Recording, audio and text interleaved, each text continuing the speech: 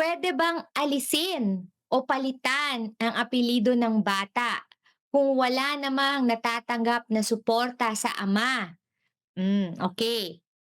Actually, in our jurisdiction, meron namang option talaga ang bata na gamitin yung apelyido lang ng nanay niya. So, dalawang cases po ito, ah, legitimate at illegitimate child. So, pag-usapan muna natin yung sa legitimate child ano, kasi usually pagkapanganak ng bata, automatic, gagamitin niya yung apelyido ng tatay niya kasi nga lehitimong anak naman siya.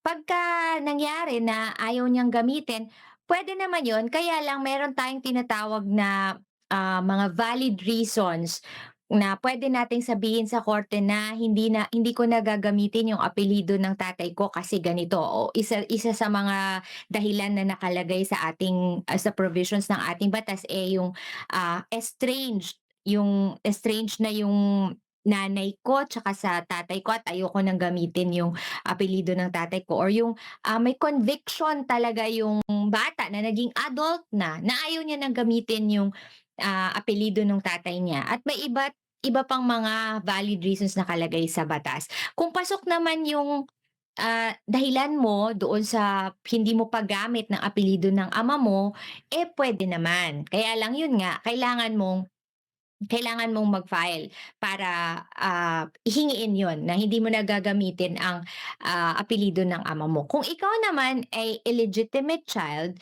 kasi 'di ba pagka ang 'pag pinanganak ka na ilihitimo or anak sa labas o yung, kumbaga may legal impediment yung parents mo, for example yung yung tatay mo, kasal sa iba tapos, ikaw, born out of wedlock, ayan. Naturally ang puwede mong gamitin na apelyido is yung sa nanay mo. Kaya lang meron naman din tayong batas ngayon 'di ba na, 'pag na-establish mo yung filiation mo sa tatay mo, puwede mong gamitin yung apelyido din niya. Kaya lang, pagka nagdesisyon ka naman later on na ang gagamitin mo ay apelyido ng nanay mo, puwede rin naman yun.